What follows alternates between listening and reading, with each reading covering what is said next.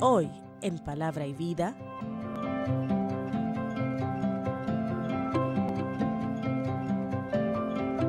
estuvimos viendo la última clase que el Deuteronomio es el libro que corona, además corona el Pentateuco con la muerte de Moisés, con el cierre, con todo lo que va a ser la necesidad de un cambio, el relevo, y es en Deuteronomio que va a comenzar todo el camino que vamos a entender que de aquí en adelante se realiza la sucesión.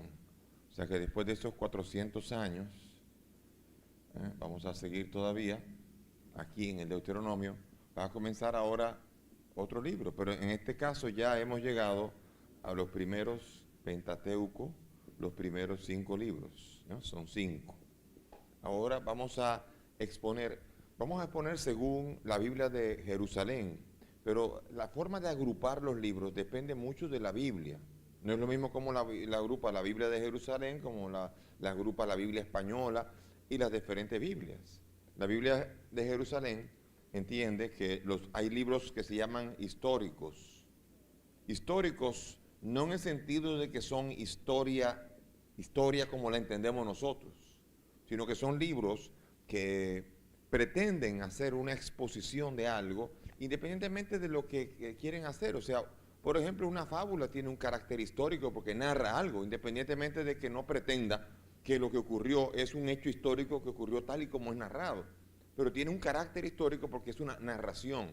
No es lo mismo un poema, no es lo mismo que una descripción de las palabras de Dios, no es lo mismo una narración del pecado original que una profecía.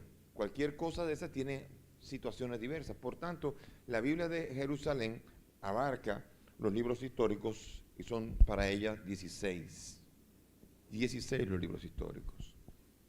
Entonces, vamos a seguir. Pero la gran pregunta ahora es aquí, ¿dónde comenzó el pueblo de Israel?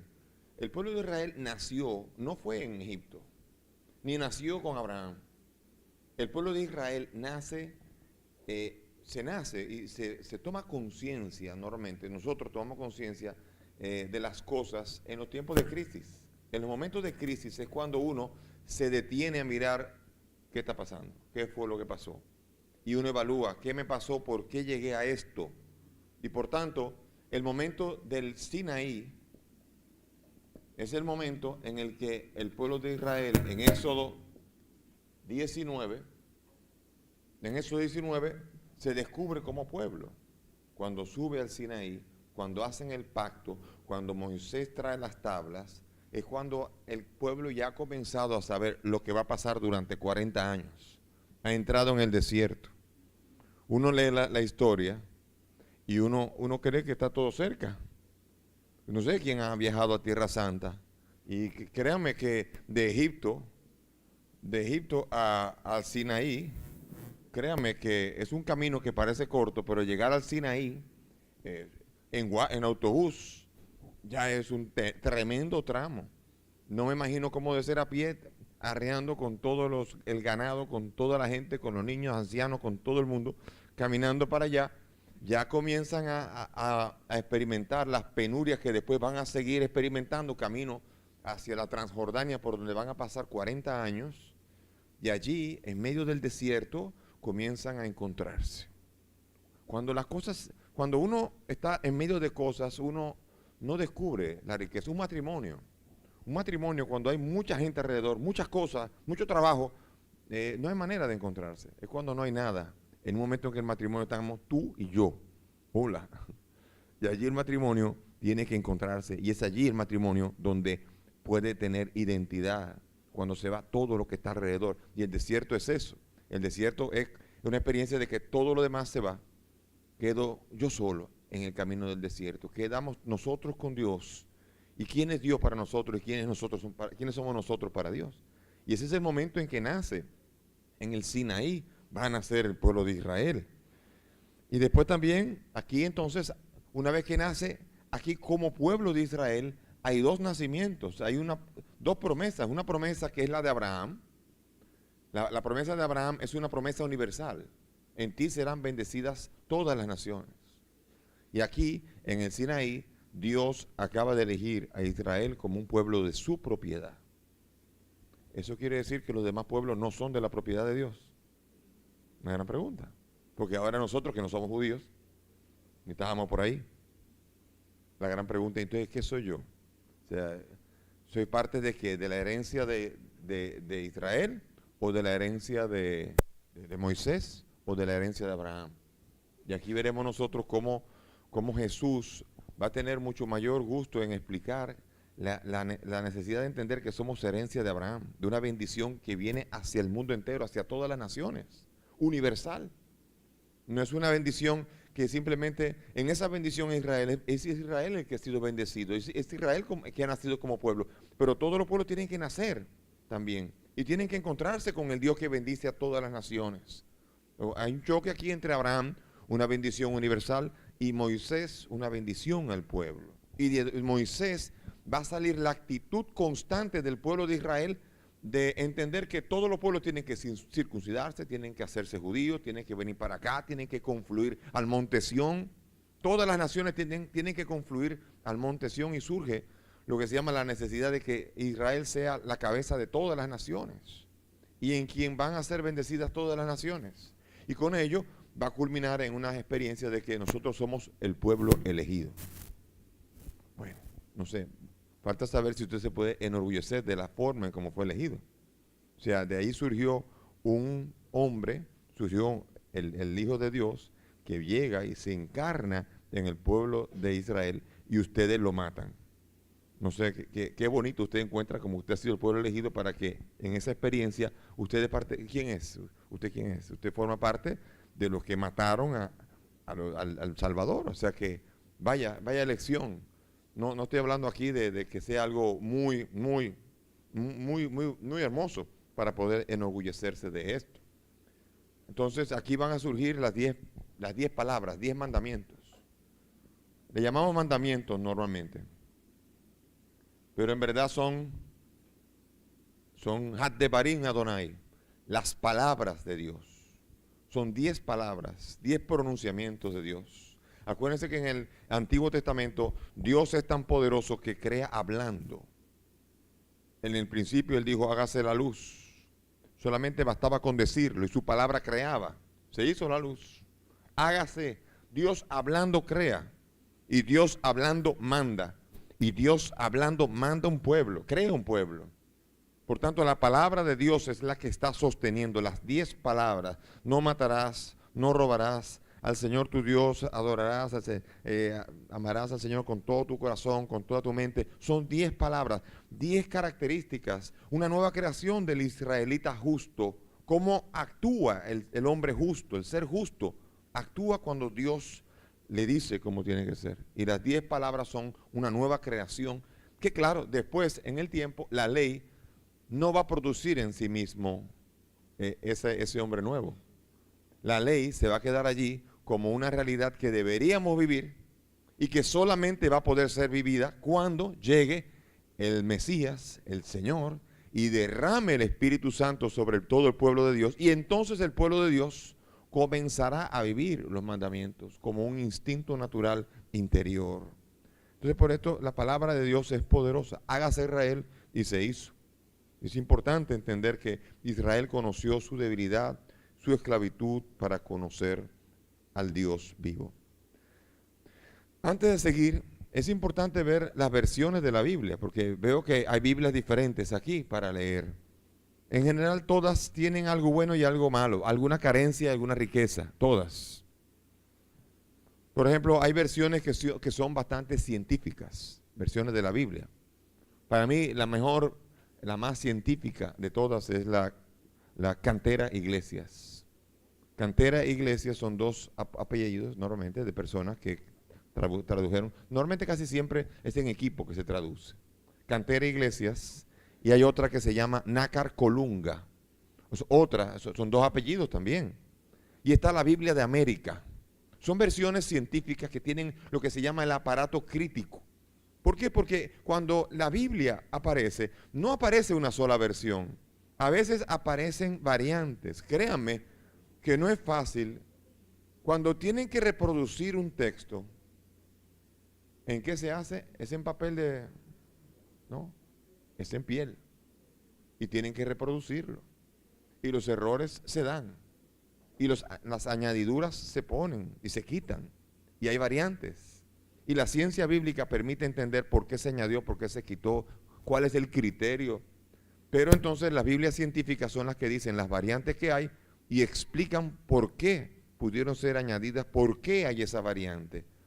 Esas normalmente son más de estudio. Un estudio cuando uno conoce el texto original y uno quiere entender mejor las variantes del texto original.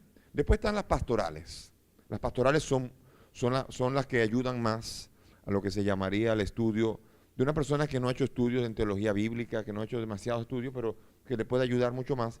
Para mí la mejor en las pastorales es la Biblia de Jerusalén. Es muy buena, hay otras muy buenas. Hay una que se llama la Biblia latinoamericana. Esa comenzó con muchos problemas al inicio. Mientras más vieja, peor, esa. ¿Por qué? Porque al inicio comenzó con muchas distorsiones. ¿Por qué? Porque cuando quieren explicar, a veces uno cuando quiere traducir, quiere adaptar tanto para que lo entiendan que se pierde el sentido original. Y en la Biblia de latinoamericana ocurrió que en vez de el vosotros, el ustedes, pero no solamente esto, sino un léxico que era tan llano que al final se perdía lo que se estaba diciendo. De hecho, para el vosotros y ustedes está también la Biblia Biblia de Jerusalén latinoamericana, que es la misma Biblia de Jerusalén, pero en vez del vosotros, el ustedes, para el que está más habituado a oír el ustedes, también está. Y así también hay Biblias, por ejemplo, la Biblia litúrgica es la Biblia española. La que usted dice, cuando se lee en la misa, ¿cuál es la Biblia que se lee? La Biblia española. Esa es muy buena traducción, es muy poética, es muy artística, es muy elegante. Y esta es la que se usa en la solemnidad litúrgica. También hay Biblias protestantes que no son malas, son muy buenas. Una es, por ejemplo, la Reina Valera. Son dos apellidos también. Reina Valera es una Biblia protestante que tiene una sola dificultad, a pesar de ser muy buena traducción, que le faltan ¿cuántos libros? 7 libros. Otra protestante muy buena es Dios habla hoy. La Biblia Dios habla hoy de las Sociedades Bíblicas Unidas. Esa Biblia tiene, además de las 39 del Antiguo Testamento y 27 del Nuevo Testamento, tiene un acápite donde dice, incluye los deuterocanónicos. Y esa, por ejemplo, tiene el permiso del CELAM, de la Conferencia Episcopal Latinoamericana, de que el pueblo católico pueda leerla, porque también están los 7 deuterocanónicos. Es importante entender esto para que cuando a mí me falte un libro, no me falte un libro, uno pueda más o menos entender qué es lo que está pasando. Porque además, la traducción es un problema. Dice un dicho italiano, un traduttore è sempre un traditore. Un traductor siempre es un traidor. Para traducir, quien conoce 2 lenguas y alguien le dice algo y tiene que decirlo en el otro, uno sabe muy bien, si conoce bien las 2 lenguas, que no lo va a poder decir igual. Es muy difícil, como leímos nosotros el inicio del Sirácides. Es muy difícil uno colocar la misma carga semántica que recibió para colocarla en el otro lenguaje. Uno tiene que traicionar o elegir. Por ejemplo, si la Biblia estuviese escrita en el inglés norteamericano, un término que la mayoría de ustedes conocen, nerd. Ok, usted es el traductor de la Biblia ahora, ¿no? Y acaban de pasarle la palabra nerd. Ok, ¿cómo me la traduce? Dice, bueno, estúpido. Sí, pero no. Inteligente. Sí, pero no. Y entonces uno tiene que hacer una opción. Uno tiene que buscar, porque uno para a veces algunos términos tienen tanta carga semántica que uno no siempre puede traducirlo correctamente. Nerd es uno que estudia mucho, que tiene unos lentes, que siempre está estudiando, pero que a la hora de la fiesta nadie lo quiere invitar porque ese no sabe socializar con la gente, y uno puede hacer una especie como de descripción y decir, ese concepto que uno cree, pero la carga semántica que tiene nerd, entonces lo que hacen mucho es decir nerdo. No, eso no es traducir, eso es desviar y utilizar un anglicismo. Eso ahí no hay transmisión de carga semántica. Traducir así es difícil. Traducir también frases con cargas culturales. Por ejemplo, vamos a suponer que se escribe la Biblia ahora y dice, Luis echó la casa por la ventana. Se escribió aquí, ¿no? Entonces pasaron, ese texto se quedó en una cueva 500 años. A los 500 años lo recoge uno, un alemán además, que estudió español para poder entender las lenguas originales, y se echó la casa. Entonces, el título inicial se decía El pecado de Luis, porque para nosotros echar la casa por la ventana es despilfarrar, es un pecado. Entonces decimos el pecado de Luis.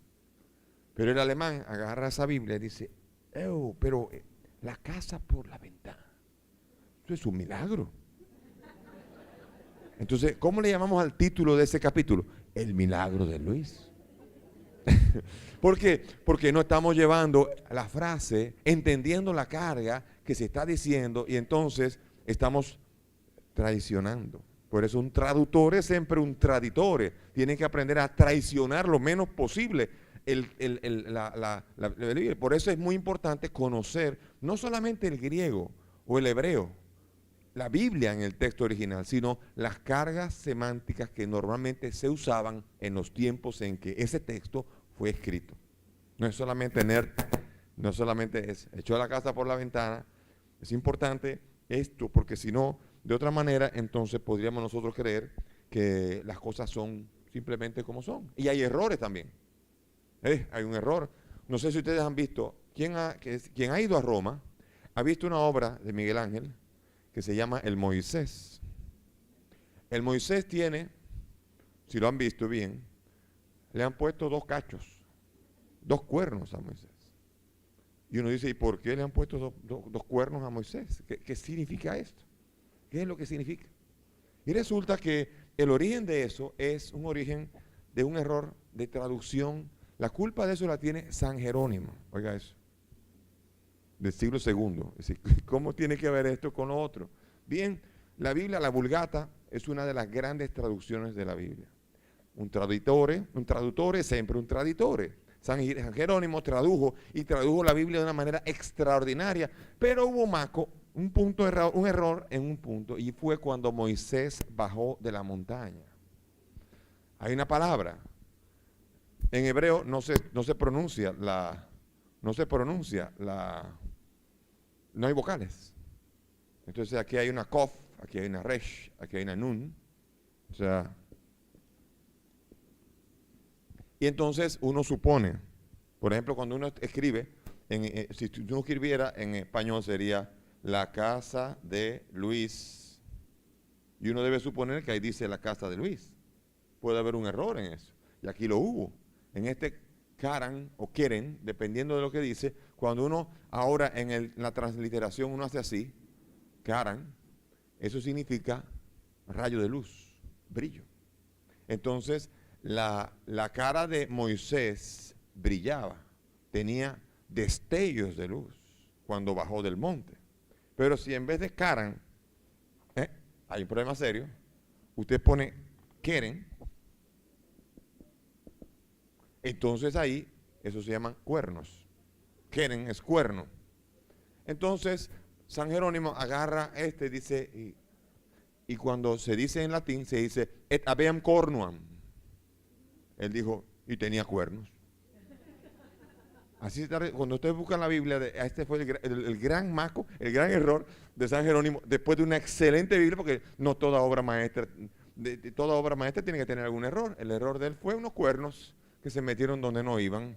Y entonces, esa es la causa por la que Miguel Ángel, leyendo et habeam cornuam, puso cuernos.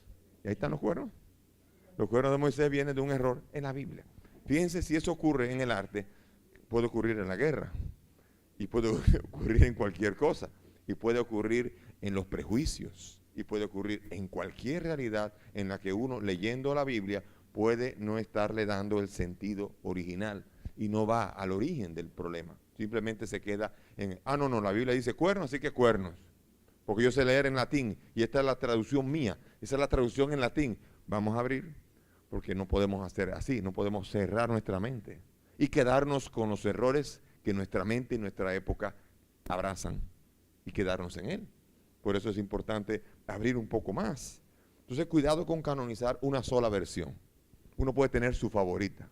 A mí particularmente me encanta la Nácar Colunga para estudios científicos, me encanta también la Cantera Iglesia, pero la Biblia de Jerusalén siempre ha sido de mis favoritas. Y por eso utilizo la traducción aquí, la enumeración de los libros según lo que dice, según cómo lo ha organizado la Biblia de Jerusalén.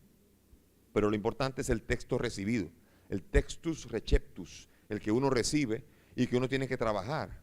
Y si uno no conoce el hebreo, el arameo o el griego, pues uno dice, va a preguntarle al que sabe, va a preguntarle a los que han estudiado, porque esa es la manera correcta en todo. Si usted no es ingeniero, pues usted le pregunta a un ingeniero acerca de una dificultad en estructura. Si usted tiene una dificultad en alguna sentencia del tribunal o de lo que sea, usted le pregunta. Aunque a veces no siempre saben, porque a veces hay política de por medio. Está bien. Entonces, además de los libros canónicos, hay lo que se llaman libros, hay dos tipos de libros, los canónicos, el canon, y hay dos tipos de libros que se llaman los apócrifos. Y los libros de la iglesia. Hay otros libros de la iglesia. Por ejemplo, cuando acaba el Nuevo Testamento, uno dice, bueno, hay libros que son apócrifos. ¿Qué quiere decir apócrifos? Que los mandaron a guardar. ¿Quién los mandó a guardar? ¿Con qué criterio se hizo? Se hizo con el criterio de que los apóstoles estaban allí y los discípulos de los apóstoles estaban allí. Entonces, de repente, por ejemplo, un libro apócrifo, el Evangelio de Tomás, capítulo 2, versículo 1 del Evangelio apócrifo de Tomás. Dice así: Jesucristo, el niño Jesús, se acercó a jugar con los niños y agarró un pedazo de barro. Y cuando agarró el pedazo de barro, lo apretó y cuando lo soltó, salió un pajarito. Era sábado. Vinieron los maestros de la ley y le pelearon por qué hacía esto en sábado. Y el niño Jesús dijo, no saben que el Hijo del Hombre es Señor del sábado. Cuando dicen, ¿y cómo saber que si esto es apostólico? Tomás, Luis, Juan, Santiago, ¿alguno de ustedes sabe si esto ocurrió? ¿O alguno oyó esto? No, esto no es canónico. Este libro no vale. Estos libros no quiere decir que eran malvados. No hay una maldad en esos libros. Lo que hay es un deseo piadoso de presentar a Jesús en modo legendario, en una época en que ya la leyenda ya no pasó. La leyenda estamos hablando aquí de cuando estamos hablando de Abraham, pero en la época de Jesús ya se puede suponer la historicidad de muchas de las cosas que se dicen. No es leyenda.